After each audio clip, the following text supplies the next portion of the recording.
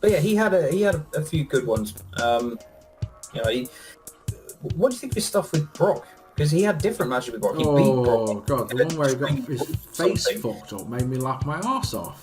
Yeah, Stupid.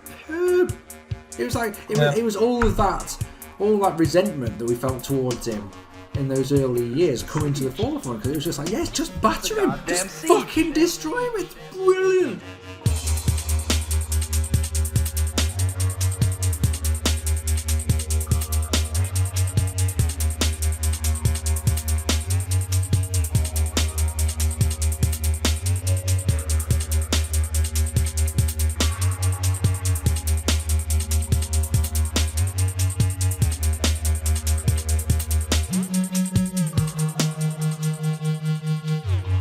Ladies and gentlemen, welcome to this, as you can tell by the title and because it does, obviously, it's Screwdriver with a Twist, which is always a difficult one for me to say. I always want to say Shooting from the Horse's Ass, which is a series that I haven't done for over a decade, so there's absolutely no explanation why that is. I'm Mark P, he's Dan Agar, and tonight we're going to be doing something a little bit different, as we always seem to like to do. Tonight I want to do a little bit of almost like a quick fire questions. So this is going to go one of two ways, is it not? Am I going to ask Dan a load of questions, or Dan's going to ask me a load of questions, and go bam, bam, bam, bam, bam?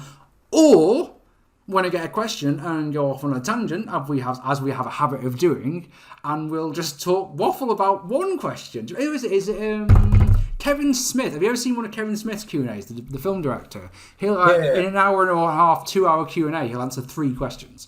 Yeah. Sounds like one of ours. I can see this being like that. I remember when I used to do Q&As back in the day. It was always like, I'd see after my 100th question, it was always like, oh, fuck off. But I promise you, the 3 so far questions that I've got for you, Mr. Agar, are pretty damn good. Are you using Twitter at all since? I mean, it's been 3 weeks since we recorded. Have you used Twitter at all in that time? I still have Twitter. Right, so what's your TikTok then? Do you make TikToks? I know that you use TikTok. You don't. Oh, you use it, but you don't make them. Yeah, to be honest, I haven't been even using that. Wow, you are. I'm not having any of social media sort of thing, are you? Just nah. Did you just whack your finger there, by the way? I really did. Nice, because that's new. Yeah. Better than I'm doing. I'm just going to just say, on the subject of jobbing, I swear your old show was called Shooting from the Horse's Mouth. Yes, it was. Yes, not shooting from the horse's ass. I was gonna see if anyone picked it up in the comments, but thank you for shooting that down for me. Right then, so all our social medias and all the usual good stuff are down below. If you're listening to this on Spotify, which is how I do it, because I wouldn't have to look at my own ugly mug, then all the descriptions and all the links and stuff are in the description down below. I think it's time for the first question, and I am going to go first. It's a nice simple one. Are you ready? Hey, we get to hear the Millionaire music like loads of times on this one as well. Fuck yeah. That makes me really pleased. Do I have Lifelines to use? Can I, you can phone with this first question. You can just off the audience, yeah?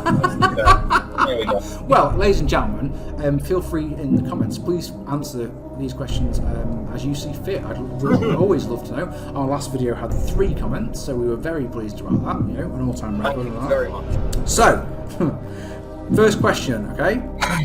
Ready? So, your first question, Mr. Ace, is what is your favourite wrestling entrance music and why? I can hear the Millionaire music in my head now.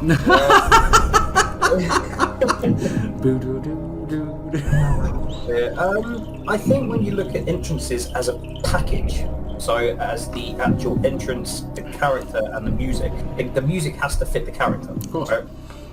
I don't think anyone can.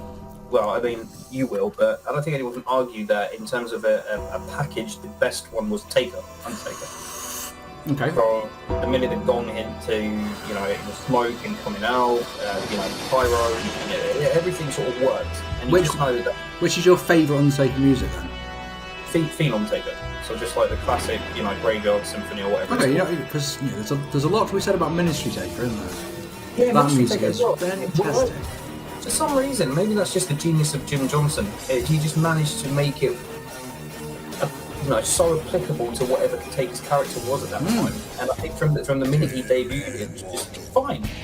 You've done it now. You've gone and made a big mistake. Sorry. The worst thing is wearing one Undertaker t-shirt and it's the big evil one. Yes. But I think as a whole, in terms of entrance music on its own, I really enjoyed Stings with the. Why are you laughing? I'm just that song is the lyrics are so bad. Yeah, they are. I mean, we could do worst entrance music as well, but that could be a whole other topic. But I enjoyed. Yeah, that's a whole episode, isn't it? Yeah, Sting's pro music was good, and I liked it when they used "Seek and Destroy" by Metallica as well. That was cool. But yeah, just to answer your question, Taker's hands down. Fair enough. I'm sure you already know, Dan. And if you've been a long-time viewer of my videos, it won't be a surprise to you that my favourite entrance music is Rick Rude's WCW theme, which you'll hear right now. I really like this, not only because it's a catchy song, which I think always helps. I think this song tells you everything you need to know about Rick Rude before he's even got in the ring. I think it tells you about his character, it tells you about his finishing move, it tells you everything, what type of man he is. So if you're watching wrestling for the first time and you hear that, fucking great. It's like, it's the other one I was thinking of. Or Mr. Wonderful, Paul Orndorff's WCW theme, similar sort of thing. It tells you all about him, how great he is, and that is that. Because the example I would use is that so many wrestlers come out to generic Rock 4 or generic Rock 17. This has just got just a generic thing. And what does that tell you about a thing? I tell you something. I tell you what, if we ever do an entire episode about entrance music, which I really think we should. Isn't it odd how people who've got like? I think it's already going that way, isn't it? Yeah, it's going to head that way, isn't it? But I was going to mention about Robert Roode in NXT. His glorious theme was more over than he was. Yeah. That's just a thought that popped in his head. So that's my first question. My answer is Robert Roode. I don't know Robert Roode. It's bloody has Rick Rude. I'm getting myself confused now with too many Rudes. What's your I didn't just whack my hand. What's your first question? That's millionaire music. I'll just play on that because obviously you told me your favourite theme. What's your favourite entrance, like character-wise? So I answered Taker. What's your favourite entrance as a package? The thing is, I think you've hit the nail on the head. To be honest, wrestling is wrestling. That pull was too big. Edit that bit. Oh, don't fit in. Fuck's sake. Wrestling's all about the.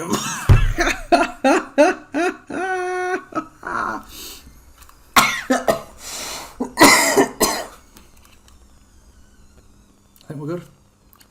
Wrestling is so much about the performance and the pantomime of it, isn't it? So yeah, I think you've hit the nail on the head. I think Undertaker's is the best entrance. I think outside of a few WrestleMania special entrances, like not Undertaker, fucking hell, Triple H always used to have good entrances, didn't he? So good song for him as well. You got to love that. Oh god, yeah.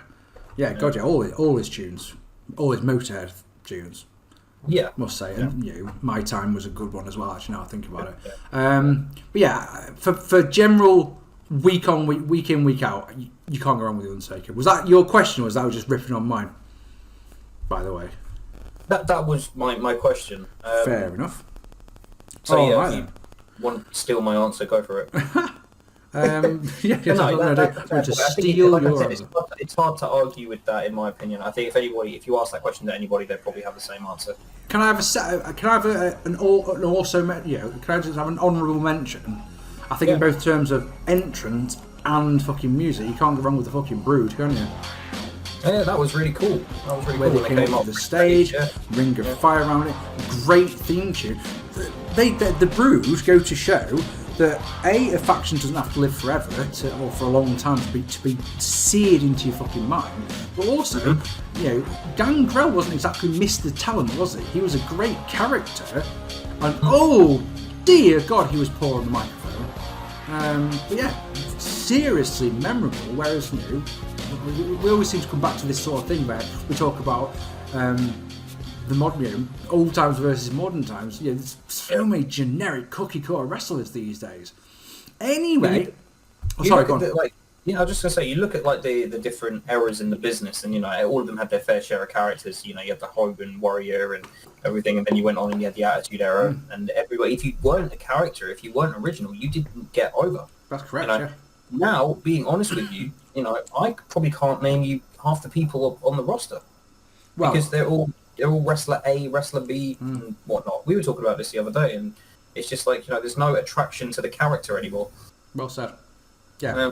Well said. And the music was a big part of that as well. I think that's a very good point. And nowadays they've got it's not just a Jim Johnson. They've got their own in-house writers, so that they own everything. If you look at a lot of old network shows, there's a lot of times when they're dubbing in entrance music, even though it's quite but it's your music. Why are you doing this? It's so they don't have to pay someone like Jim Johnson any sort of royalties. I think he's left the company now, hasn't he? Fuck yes, I think so. Yeah, but I think that's. Just a quick fire question, just off my question, if I may. Go on. Otherwise, it will turn into an episode about music. It's just, you remember the old WWE CDs they used to release every year, yeah. The music volume 1, 2, yeah, of course. Whatever. What was your favourite one? There must have been one you kept, because I remember your originals review. That doesn't count, right? I'm not trying to get you to talk about that. I was just going to give you a rendition of Put a Little Lass on it there, because it's a please watch it. My wrestling entrance. We're such weird characters as wrestling fans, aren't we? I had many many wrestling entrance music CDs.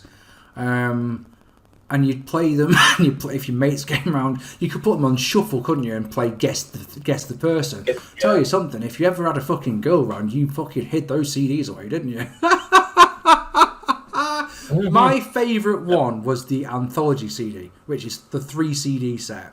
So it was the CD 1 was old school stuff, CD 2 was like Attitude Era and New Generation stuff, and then CD 3 was the Now.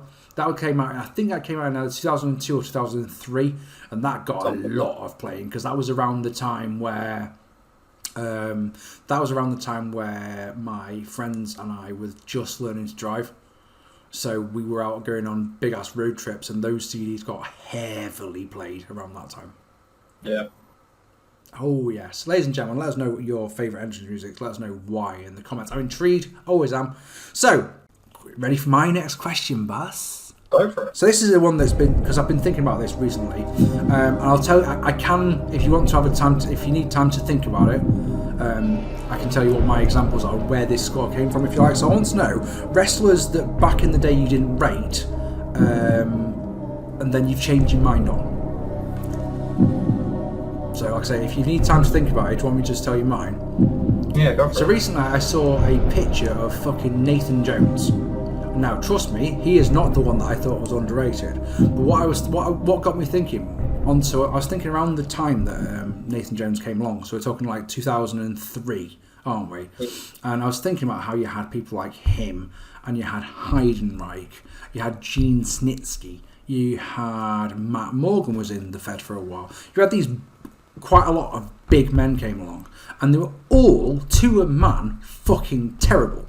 And what got me thinking is I was thinking how I back in the day didn't care for him, and subsequently look back at them and go, do you know, he wasn't that bad. And the examples that I will give you are one of your favourite fucking tag teams, and that's Test and Albert.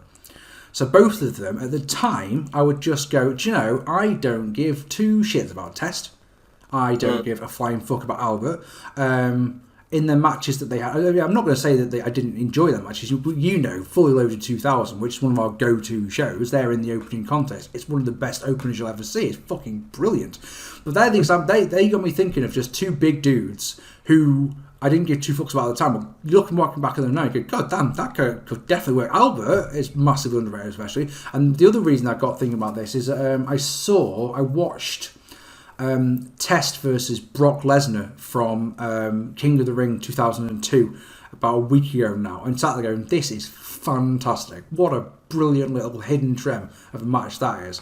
So there are two examples. Test and Albert are examples of, like I say, men that at the time didn't give a fuck about. Because everyone knows the story about me and Paige and fucking Savage, don't they? So I always say something different. They're the two that got me thinking on that line. What about yourself? I guess in that sense, the first one that comes to mind is Jay White, who wrestles for New Japan. That is an interesting choice. Yeah, when he came along, I was just like, I just didn't care. I just wasn't fussed about him at all. And then he started having good match after good match, started having great match after great match, and now he's at where he's at, and he's like, believable main eventer, really good at what he does.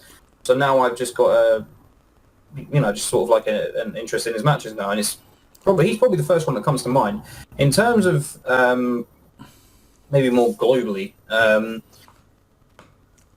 going to say the Young Bucks.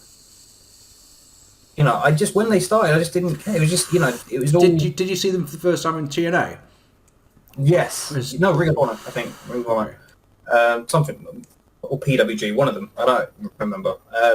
But I was just like, I just didn't care. I thought they were a Hardy Boys ripoff. And then, to come to the stage they're at now, they have, even if they're spot fest, their matches are must-see. So I think that is a big surprise, because we used to love watching old PWG shows together, and they were normally in great matches, the Bucks were. Yeah, but I just didn't really care. Now it's like, you have to sort of, if you see them on a show, that it's going to be a good match, even if it's spot fest. So I think they'll probably be my two answers. Nice. See? Nice and quick. Just a little one. What's your next question, dude? Okay. Here's one I'm interested in. Apart from the Attitude Era one, because I know how much you love it, what is your favourite belt design? Championship belt design? Dear. So what Dan's alluding to, I'm sure long-term viewers of mine know that I used to have quite an extensive belt collection. Nowadays, for one reason or another, I only have the one, and I've got the Attitude Era World Championship. More than anything else, because it's my favourite one, and it's my first one. So that one proudly lives on my stairs, just there. Just literally, if you stand on that stair there, if you look up on the stairs, that is where my belt hangs. So every day I come down and there it is, reminding me that I am indeed the World Heavyweight Champion. Outside of that one, may I have two? Because I've got two that are about equal. One that unfortunately I never got the chance to own. So the first one was that one, which is the NWA World Heavyweight Championship belt. I wouldn't say championship title, but championship belt, which came out as championship because I'm a fucking idiot. That one is a really simple design. It's got because it's such an old school belt as well. It's got that the historical wow factor. It's the one that it's like if you hung it up in your house, if just a generic, someone who's not too heavily into wrestling, just but what's that? But if you see one in person, I really hope I can find this now. I've held one once. I've got a photo of myself, which, like I said, if it's not on the screen now, it means I can't find the content photo. But I was once around at a house of a wrestling friend, and he was telling me he's got this just boxes and boxes of wrestling stuff that he's collected over the years. And what about this? What's in this one, mate? And he opened it. It's like it's a nothing. It's just that. And I pulled it out and put it on my shoulder. I was like, you wouldn't have no idea what I want or what I would do to have this belt. God damn it. That thing is bloody lovely. The other one I did own, and I got it as a gift for my 21st birthday, so I deeply regretted selling it when I did, but I was desperate for money, so I had no choice, and that was the Undisputed Championship belt. It was, like I say, it had a lot of special memories for it. It was fucking huge. People probably don't realise that one with the size of that main plate. Was really, really lovely. Interestingly, I shot myself. I think I've told this story in the past when I did the 10 years ago series, but I fucked myself over with it because when JBL won the championship, I put mine in his bag and said that I won't let it out of his bag until he loses the championship. So it sat in his bag for a very long time, and then B, when he lost it to John Cena debuted the spinner belt the next night. So like, right, there we are. Then there goes that then. And it's never really been seen since, which has always bothered me because it was such a good looking thing. It was almost like it was a combination of the two belts, it probably wasn't it? The World Heavyweight Championship and the WCW Championship and the WF Championship fused into two. And there's the design you've got. Those two. If just one more, if I may, the other one that I never owned was the Attitude Era Intercontinental Championship. I would have loved to have one of those. Yeah. Did you say that's yours as well? That would have been my second choice. Obviously, the Attitude Era belt was the first one. Because I never thought it looked right. And as you can see on your screen, I can do some comparisons for you. But you know the way how the Attitude Era one, it says Intercontinental Championship around it. Well, the way it went over the top of when they put a nameplate on it, when they changed it to the WWE logo and they put a nameplate on it, just didn't quite think it looked right. Whereas the Attitude Era version was fucking pucker, really nice. Yeah, really like that. So yeah, that's you asked me for one, and I gave you 4 because why the fuck not? Thank you very much. I was just curious about that because I know you've also got the Attitude Era title, and it just I was just thinking to myself, what other ones does he like? I never asked you that. My next one. Are you ready? Go for it, dude.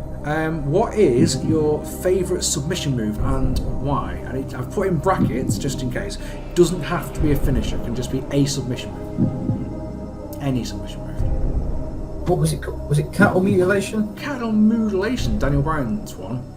That's the one. So the full Nelson face lock and then flipped over so he's upside down. That is a lovely, lovely looking move, isn't it? It's so good. You can do so much story with it because of the position that you can be in. You can, you always go for the foot on the ropes. You try and crawl back, or he crawled forward. Yeah, it's always good. I really enjoy that, and it just looks bloody painful. Yeah. Gosh, I haven't seen one of those in such a long time. No, that's a really cool one. Well, yes. Also, ones that mine is one that also. Can I guess it? Yes, please do. Not seen it for a long time. Texas Cloverleaf? He's got it in one, you see. You knew me too well there, boss. Yeah, mine is the Texas Cloverleaf. I just think that it's a pretty looking move, and I think that it's I just think it's just that little bit better than a sharpshooter. Yeah. I can't actually believe you guessed that. That's really quite remarkable. Have you got any Orsos? Have you got like a second place one? I seem to love ones you just don't see. Bow and arrow lock is one of mine. Love that move. And fuck, that hurts. Yeah. What was it? Is it the Indian Deathlock? Probably not. Trying to think, which is hard anyway. Dude, your finisher was a great submission. The Iron Cross, that's it. That was a great move. Has that ever been seen anywhere else? I don't think so. I used to say, as Sir Arthur Hayes on commentary, I used to say that I've never seen that before, and I mean to this day, I don't think I've ever actually seen it. And it's great because you can't tap out with it. You've got to actually verbally quit, which is brilliant. That was the whole idea. Yeah. The funny story behind that one is that Sam and I were just, Who's Sam? Played fighting one day. My younger brother Sam, who did the graphic at the start. Go check his stuff out. You see, I knock it up for him, bat it back. You see. Thank you very much. Well, Sam should say thank you for that. Anyway, we were just mucking about one day, like literally just wrestling as you do, and I got him hit, and I just remember him like not screaming, but just getting frustrated that he couldn't get out of it, and was just saying get off. So I was just like, I could use that. So yeah, I like that one. If it's applied correctly, the $1 Million Dream is really nice. Almost to the words what I was going to say about my next one. If it's applied correctly. Yeah, $1 Million Dream is really good, and I always love it when Kurt Angle puts an ankle lock on and he goes to the ground and wraps the legs on. Oh yeah, so it's done. It just looks brutal. Yeah. I love it when wrestlers do that. I love it when you've got things where it's like you've got a certain move or a certain spot or something, and then just a tiny little modification. So with the ankle lock, all it does is it lies down on the floor. Doesn't actually do it any tighter or anything, but that means that once he's down on the ground, there is no way out of it. I love stuff like that. It's interesting that you use the wording when it's applied properly, because mine, and it's something that I was just thinking about how I mentioned your UPW thing, is that I used to use a lion tamer. We used to call it the Hell's Gate, and like the difference between a lion tamer back in the day and one nowadays, it is just a bosom crab, and it just doesn't look as good. But when the lion tamer is applied properly, and you've got all the person's weight's on their shoulder, so again, it's a legitimately painful maneuver. And I used to put it on good and tight as well. I used to get people cinched up really good, and I put a butcher's grip on my hands underneath their legs. You ain't getting out of this. You can try if you want, but if I won't let you, you will not get out of it. So if you ever watch in UPW matches, they normally have it on for a second, and you see me undo the grip, and they push me out of it. But you put that one on me, and the worst thing was when you did it, I actually needed to sneeze. You got to imagine, I've literally got no control, and I'm bent up, so I can't actually sneeze. So yeah, that was just my story. But yeah, that was I get why you like that one. Then your third question. Okay, so how can I word this? A star from previous generations who would work brilliantly in the company now, as in WWE as a character, and a character or a person now who would have worked great in a previous era. Dear. Oh, see, that means thinking, doesn't it? Well, you made me think. Like, can you tell me yours then, while you give me a moment to think about it? Well, I didn't think of it. Well, I gave you with my second question. I gave you. All right. For example, I think, don't ask me why. I think like Papa Shango would work great now. I think you got something like Bray Wyatt, if that can get over as the Fiend. Why couldn't Papa Shango get over now? I was thinking of the Fiend for back in the day, for not in the Attitude Era, but in the 80s. Yeah. As a character, I think that could have worked. Yeah, probably. It's just over the top. Yeah, the over the top. Ness of it. So yeah, I think Papa Shango would actually probably work quite well now. In terms of someone now, I don't really follow it now. I'm just thinking like that's why it's hard. Probably Finn Balor's Demon would have worked well in the Attitude Era. Yeah. Wrestlers from back in the day who would do well now.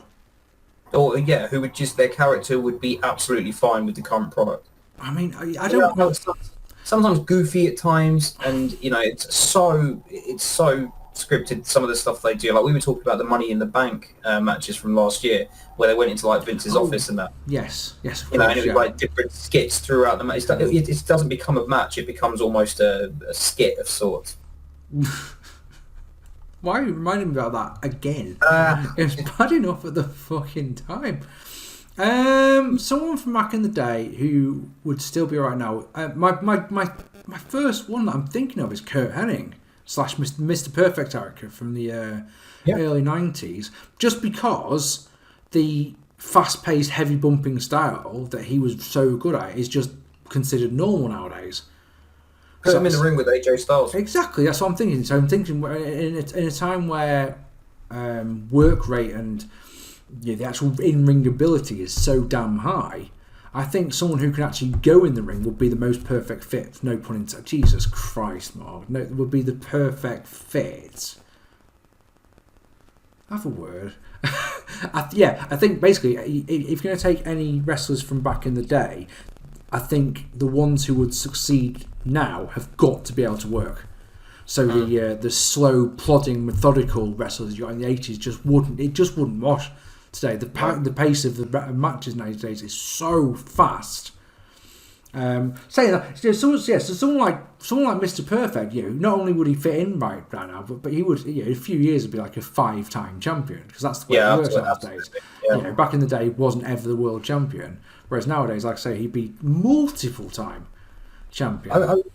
Reason for that question is I was reading, I think it was JR, an interview with JR that was done earlier in the week, and he was talking about Lex Luger and how Luger never got sort of the main event run. Well, because the DX Express. Fucking hell.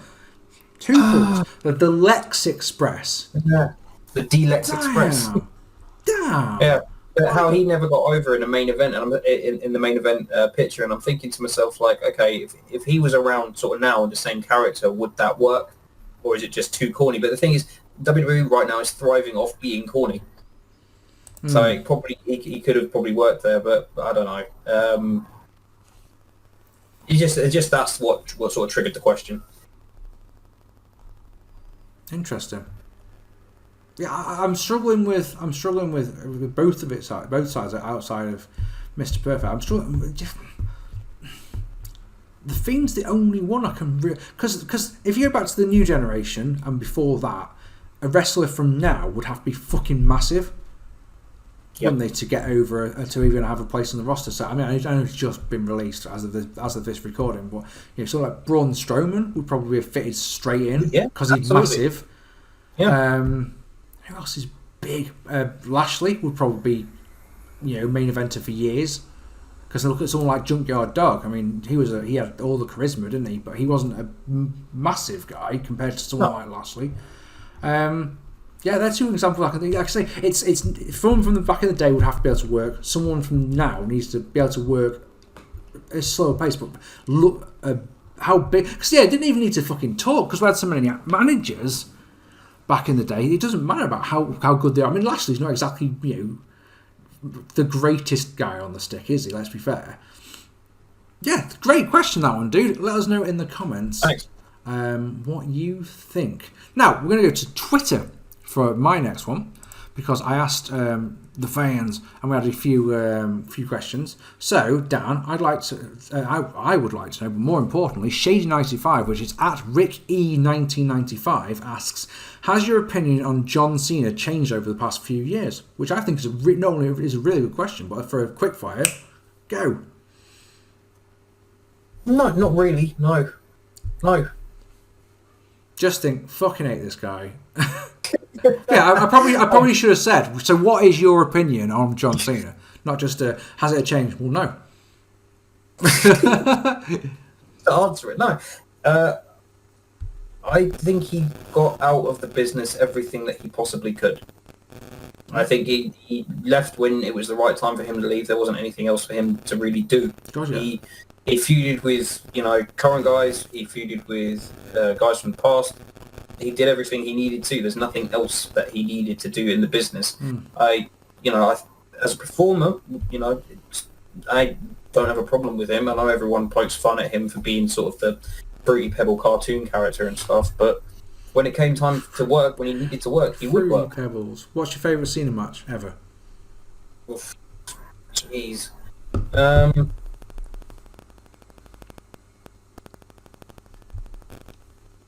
You answer if you about your opinion, and I'll come back with an answer for that. Okay. So to answer the second part of that question, my favourite Cena match is probably the Iron Man match he had with Shawn Michaels on Raw, which I think was about 97. Oh, yeah. No, 97, 2007, something like that. My opinion has gone from, I think I was a typical smark back in the day. I think it was I think it was the in thing to do was to boo Cena. But at the same time, I think my part of it, because of the age that I was, I mean, he debuted 2003, didn't he? First title was in 2005. So, yeah, early 20s kind of guy. Who the fuck is this being pushed down our throat? Where the fuck is Rock and Austin? Blah, blah, blah, blah. Not really interested. Thought he was all right in the ring. I always felt like he was the type of wrestler who, if he had a decent opponent who could carry him to a decent match, he was good. So your Kurt Angles, your Shawn Michaels, your Undertakers, they were his best opponents. When it came to him carrying a lesser opponent, not quite as good. No. I felt like he was just forced down our throats, and he was just the guy. And no fault of his own. I mean, he was just doing his job. It's like how Roman Reigns has been these last few years. Yeah. Just he is our chosen guy, and you will cheer him. And it works over time. We get there in the end, sort of thing. And then, as he got into his career, as he has his matches with The Rock, And and as his career got to a point, as all wrestlers do, where you start going to the point, okay, this guy's actually quite good, isn't he? And also, I think we need to start enjoying this guy's matches because he's not going to be around for as long. I think we're 10 years into his career, something like that. You start thinking just start enjoying this guy, because he won't be here forever. And you'll miss him when he's gone, sort of thing. And I've got a lot of respect for him. His work ethic for the company when he was in it was unreal. No one did more appearance than him. He learnt foreign languages just so he could try and broaden WWE's marketplace. That's dedication to the nth degree. And he, like you say, the business doesn't owe him anything. He's beaten everyone there is to beat. He's a 15-time champion, something daft like that. We've got a lot of respect for the guy, and he's, like I say, he's doing movies now, so that's good for him. He's got, he basically followed in the Rock's footsteps in that instance. Did everything he needed to do, and then went and did something else. Good for him for doing that. Yes, if he does come back, I want him to be infused where he's putting people over now. Oh yeah, he is in that position where he can make some stars, and I think that'd be really good. Yeah, definitely. To answer your question, I thought about now the I don't know which one's my favourite, but there are three that come to mind. So there was the TLC with Edge. It's a good match. Yeah. There was the one on Raw, which went, and I think it went like in 45 minutes or something with Sean. That's the one I just said. Yeah. Was it an Iron Man match? It was either an Iron Man match or it went a fucking long time. It was a long. I think it was a WrestleMania rematch, and that was quality.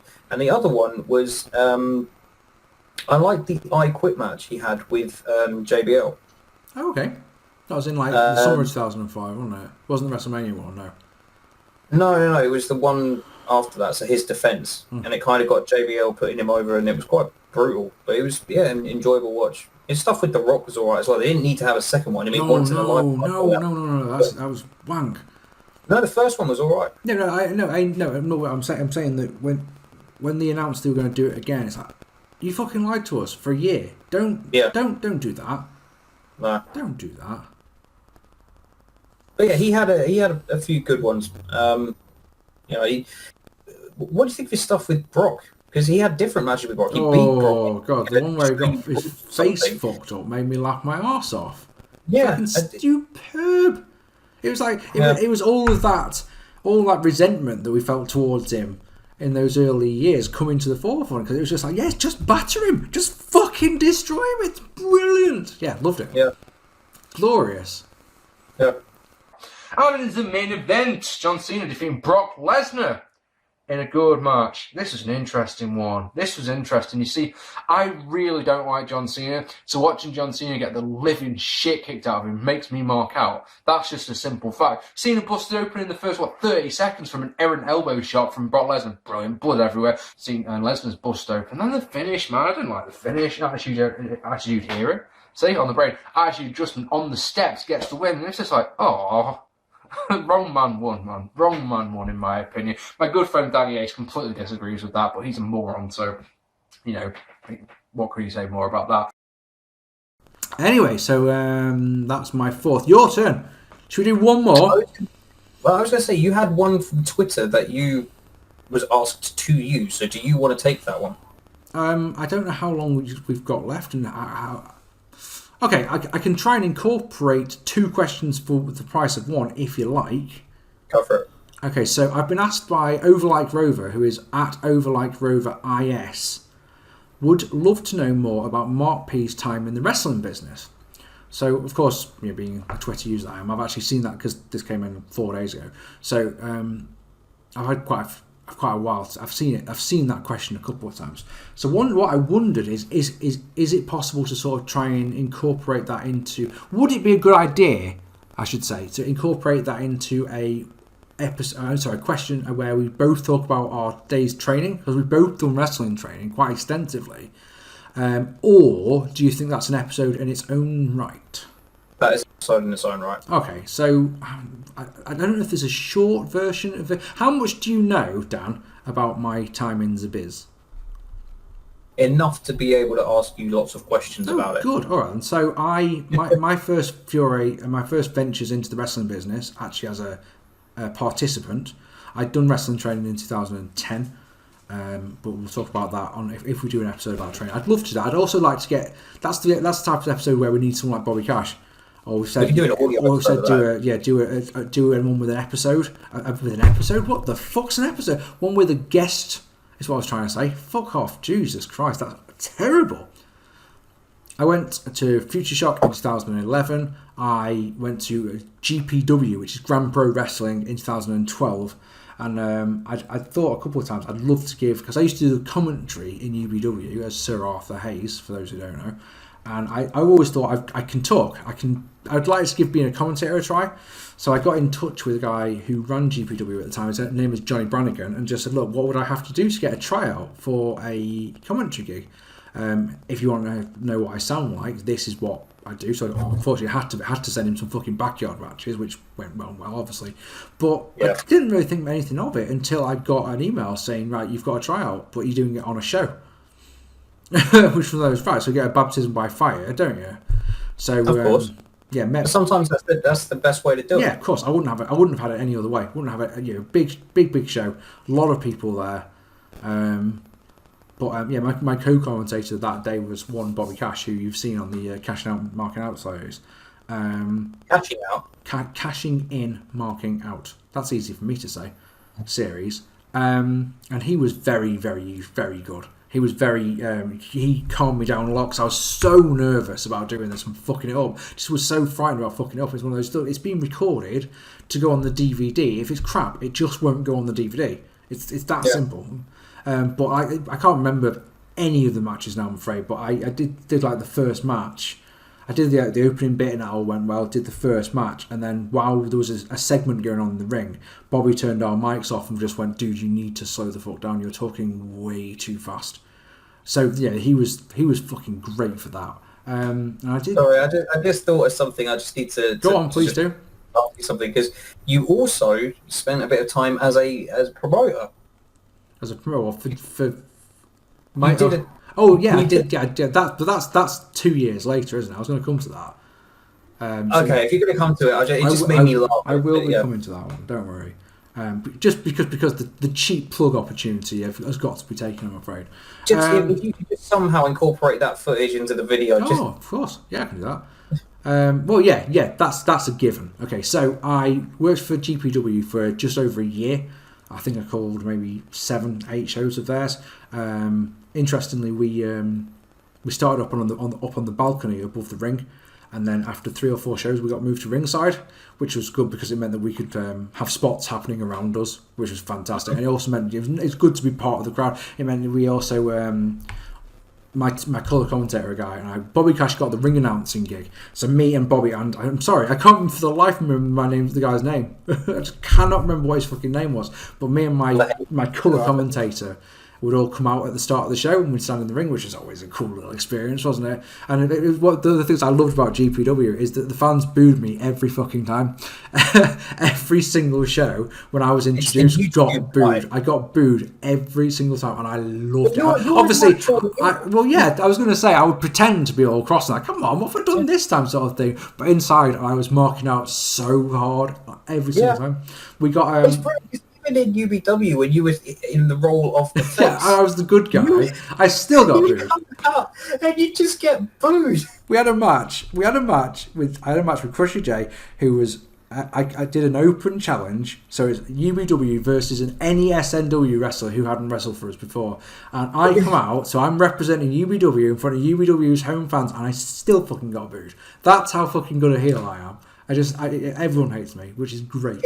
My goodness me, am I looking forward to tonight. A great deal. Making his way, though, to the ring as we speak. There he is, ladies and gentlemen. Champagne making his way to the ring to face an as yet unnamed SNW wrestler that he challenged on the last episode of Recoil.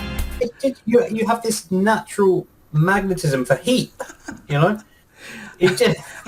I'm just a dick, and I like being a dick to people. And you don't even need to do anything. And I don't mind getting my comeuppance. That's the important thing.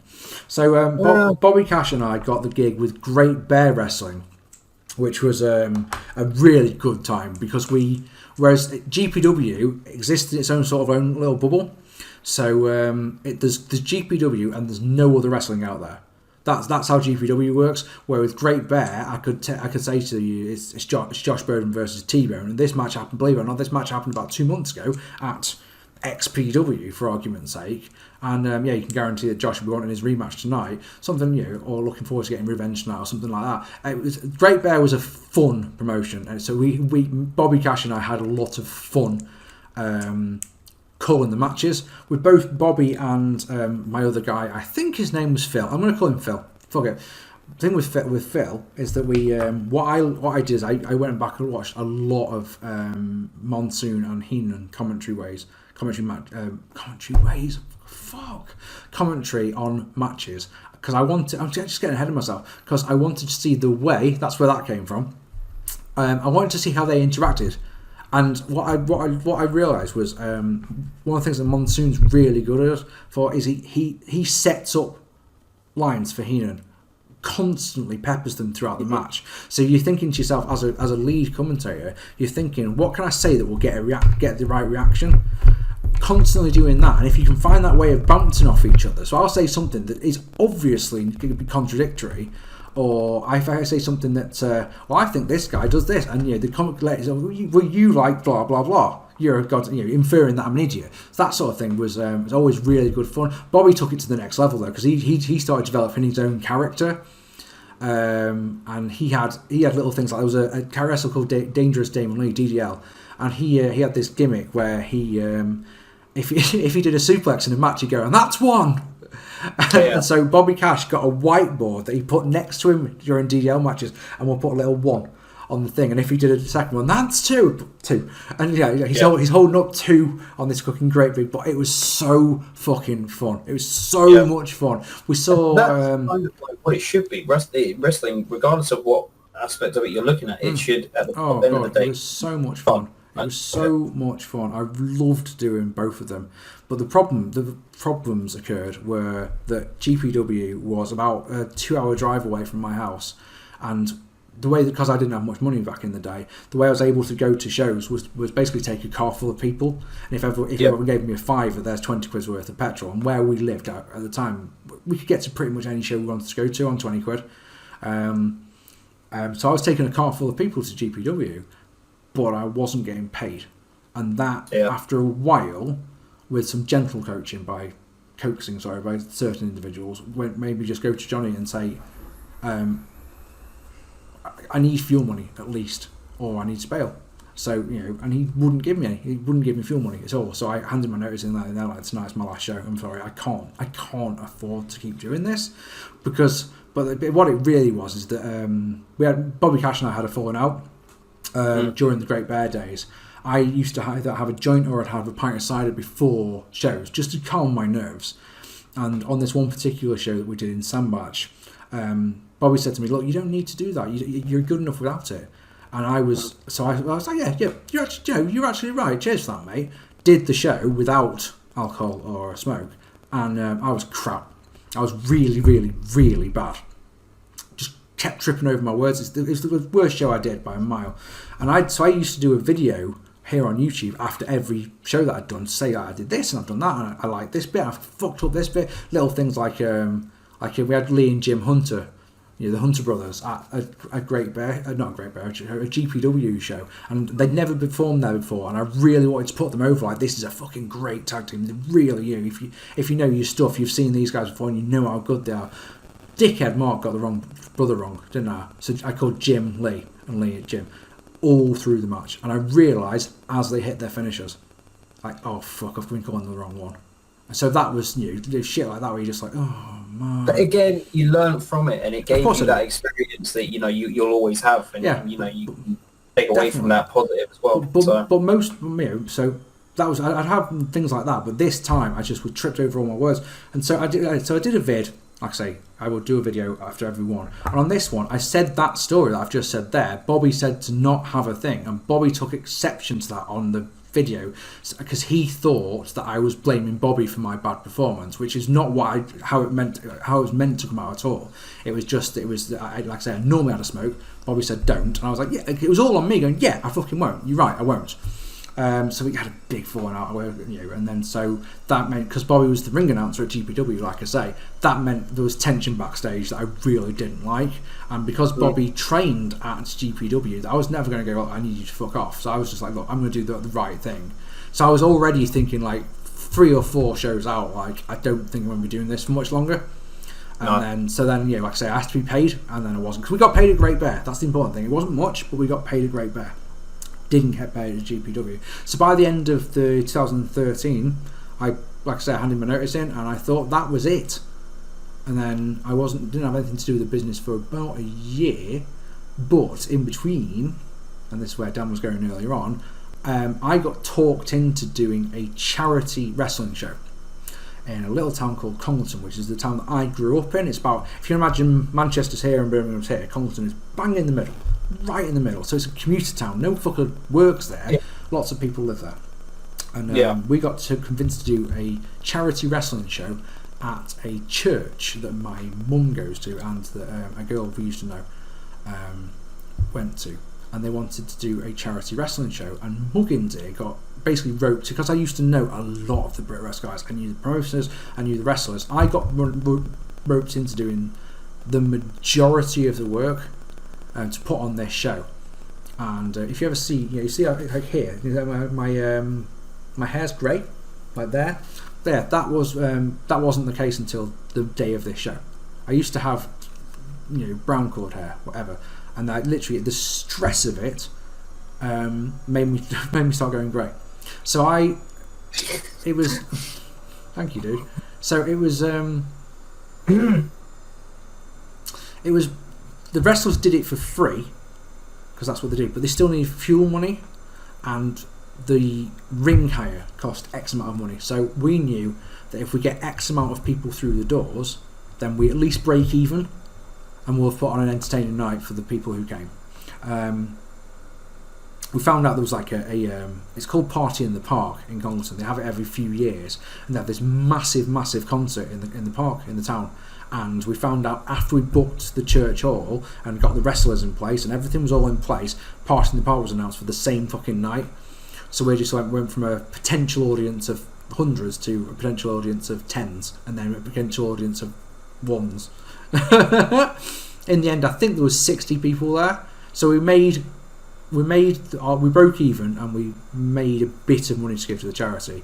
And then what we did, we were clever, is we made 30 copies of the DVD, and we sold all of them. And we sold those for $10 a time. So that meant, and basically all the DVD production was done for free. So we made, the actual bulk of the money for the show was actually made on the DVDs. I bet no one's ever watched. Well, there is one moment, which is why I'm laughing at the wrestlers did it for free thing. So there is one special moment. Do you want to tell them why? Because you love it so much. I rather would hear it from you, because it involved you. I don't want to say the wrong bit though. So or I don't. Why don't you just play it?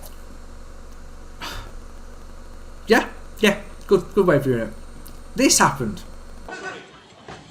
Ladies and gentlemen,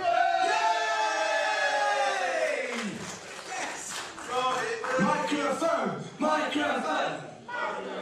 Ladies and gentlemen, this is the man who has brought wrestling to you all here today. Please welcome Mark Pearson.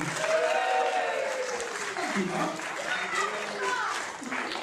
Yeah, I've organised this with my friend Max, my friend Scott, who was there, and Lisa, my girlfriend, who is right here on the camera.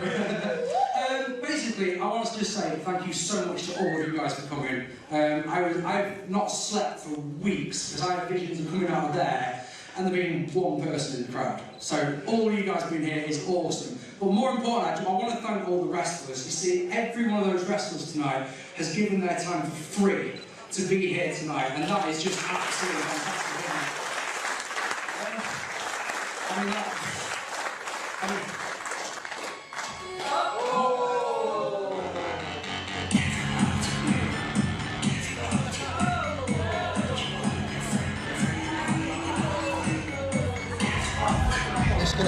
One man.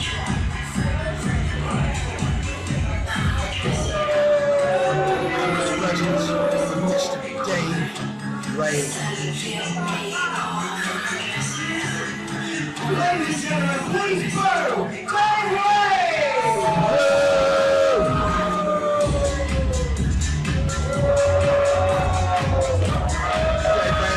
Meaning business there, strutting around the room like a cocksure animal.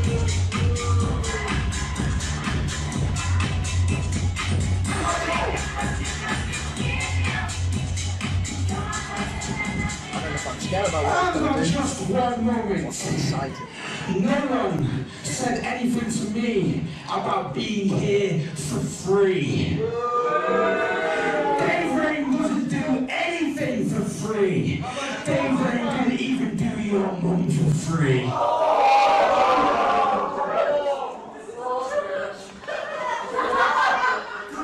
This is a church, and by God she praised him. So I'm telling you here and now, Mark, YouTube person, that I am not wrestling for free. Hashtag boom. So then it's just your face. Because you weren't expecting it. Just your face was just like. But I must say that I am selling, of course, but I'm selling fucking well. And the thing is, that's Dave, and he didn't tell me what he was going to do beforehand. I think half and half of my face, my face is half you fucking cunt. I can't believe you just done that. Versus trying to sell it, in character sort of thing. If anyone's wondering, I'm sure no one is, but just in case. Dave Rain, the guy you just saw, went and found my mum after the show. I was like, were you alright with that? And my mum cool as a cucumber went, of course I was. I know you don't mean it. And then wandered off. And it was all fine, but I was like, I just spent the whole of the second half on the commentary in the back of my mind going, God, my mum is going to kill me. She is not good. Or she'll kill Dave. Even better. You should have given her options like let her spin the wheel. Some wheel? Every time. That was my only interaction with the business for a while, and then I got asked out of nowhere. I went to a Tidal wrestling show in Carlisle with the former Crusher J and K-Bar, Ryan Hendricks and Josh Bodum, to you and I. And we went to this show. They came to stay the night with me, and then we went to the show, and they. We were talking on the way up about the old UEW days, as you can probably imagine, and Ryan just out of nowhere just goes, look, so we're thinking about setting up our own promotion, and if we do that, would you do the commentary for us? And of course, like quick as a flash, because it's one of those, that's never going to happen. Yeah, I would love to do that. Sir Arthur Hayes rides again and is actually in a proper promotion. How fucking dope is that? And actually, believe it or not, it came to fruition, but not as the commentator. I got changed after a couple of months. So how about you do the ring announcing instead? And so you've got a good personality for doing that kind of stuff anyway, because you've made videos. You're good at talking like to people and explaining things. So being put in that role isn't a detriment to you. I don't think. I think that's. But what I've found is that, God, this is such a fucking long story, isn't it? And still so much left. Do you remember, Dan came to mind recently, okay? I don't know when you're watching this, but when we're recording this, Dan came to mind 3 days ago. And we went to the gym together. And did you notice, Dan, when we did if you've seen my vlog about it, Dan did the filming of me being in the gym. Did you notice that the moment you started filming, there was a complete change in my personality? Yes. Just a straight, right, I'm going to talk to the camera now. Talking to a camera is effortless for me. I know a lot of people don't like having the photos taken, they don't like having video, stick a camera in the face and like, fuck off. So when I was doing GPW, we would have, every so often, they would want us to film pieces to camera about the show or what's coming up. So normally we'd be on the stairs. You came in through the entranceway and there was like a set of stairs going down to like the lower level, and they normally have us on the lower bit so you could see the people coming in behind us. I was crap at those. I was always fluff my lines. You'd have a set amount of things that you had to say, and I'd get them in the wrong order, or I'd fuck them up, or I'd forget them entirely, and they always looked wank. I was always so much happier if the camera is on me and I'm just on my own, like we are now. I'm sat in my room with my dog. I can talk to you guys through the fucking lens and until the cows come home. If there was people behind me, I don't think I'd be so comfortable. But I just thought, come on, this might be the only time you ever do this as a ring announcer. And again, if you crap at it, you just won't do it again. It'll be that simple. So the actual, this is for South Coast Wrestling, and this was in 2015. It's quite a while ago now. But I just remember being terrified because the actual introduction bits are dead simple. You can write them down if you want, or you can just try and memorize them. And it's from where they are. If you're doing that, how much they weigh, who they are. It's not difficult, and then you do it at the right time, and everything's all good. But the banter and the interaction between you and the audience—that's the bit that I was just like, oh god, yeah, oh god. But what it did do, sorry to interrupt you. What it did do is meant that I did shit like this. Coast Wrestling. It is mighty cold outside, but we have got a red hot night of breath. That is an awful line, isn't it? Is that the cheesiest line you've ever heard? I was coming out, I thought that sounded so good, and then as soon as I saw it say it, that's awful. Ladies and gentlemen, tonight we've got a tables match for you. So you see, that may be the worst thing I've ever said. Especially to a paying audience. That was on the second show that I did, and I made the people laugh by making fun of myself, and that meant I was at ease, and I literally, for the rest of the night, I was relatively comfortable. And the reason I have to say relatively is I came out in the intermission, in the second half, the first match went down, and I got into the ring to announce the winner, and my pants split. So I'm trying to do like this the rest of the half.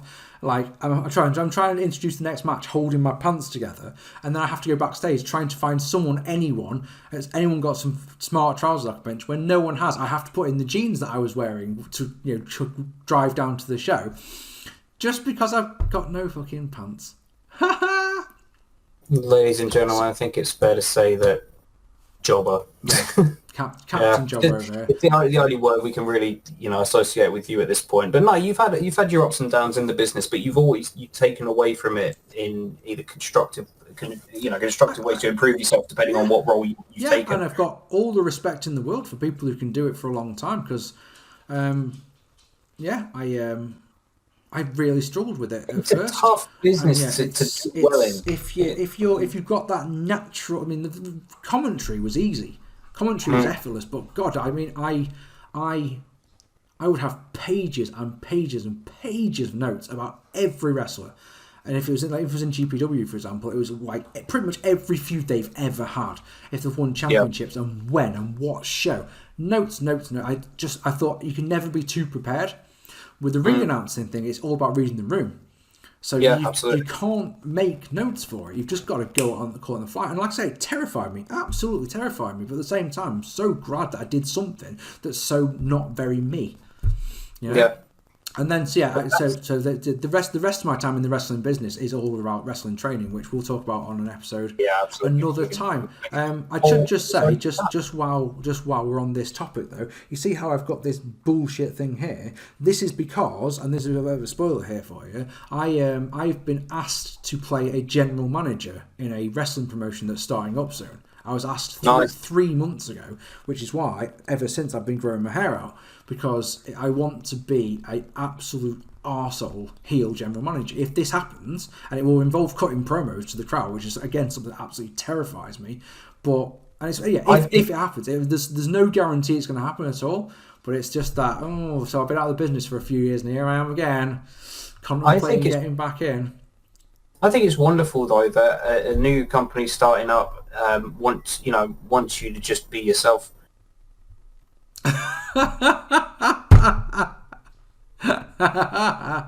Very good. I think on that bombshell, since we've just clicked over an hour, I think we're going to leave it there. This has been a lot of fun, hasn't it? I'm sorry that was a long one, that one, at the end. Hey man, it's about what the people want. You answered the questions. Yeah, like I say, the rest of my time in the wrestling business was when I trained with food trucks. That's another story for another time. See, next time I'll be more prepared because I'll actually come with, like you had, a format for questions. Never be too Right there, ladies and gentlemen, thoroughly hope you've enjoyed this one, episode of Us What. Who knows what we'll be talking about next time? The only way to find out is hit that subscribe button, isn't it? Ding ding, hit the bell and all that jazz. You had something to say there, boss?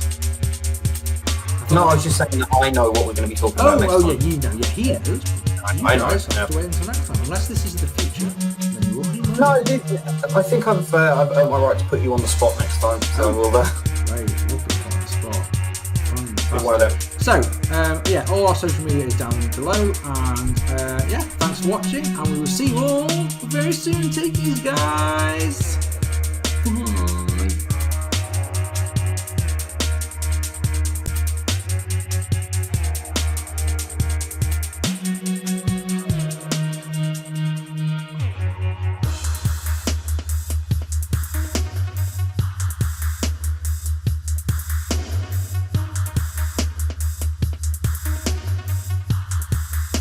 Coast Wrestling. It is mighty cold outside, but we have got a red hot now.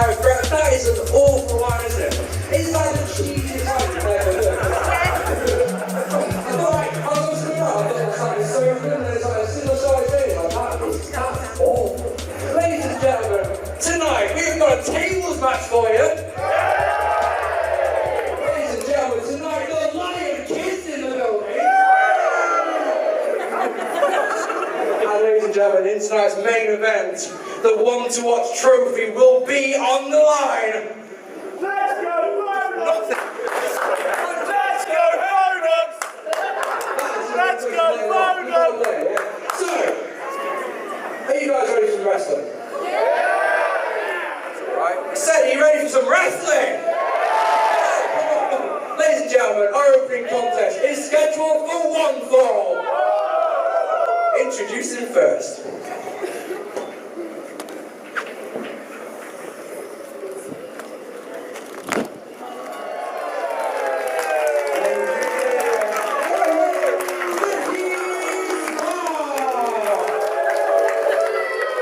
Tables match. No pinfalls, no submissions. The only way to win this match is to drive your opponent through a table first. Introducing first.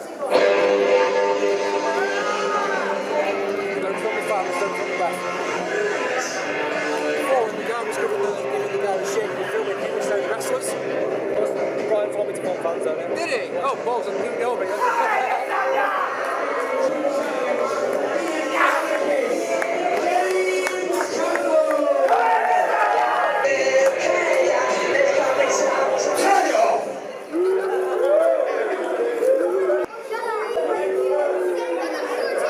Ladies and gentlemen, his opponent.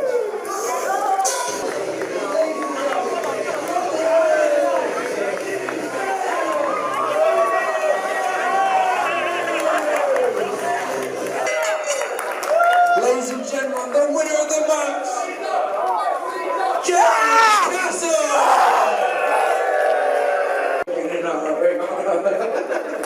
Ladies and gentlemen, our following contest is our first half main event and is scheduled for one fall. Introducing first.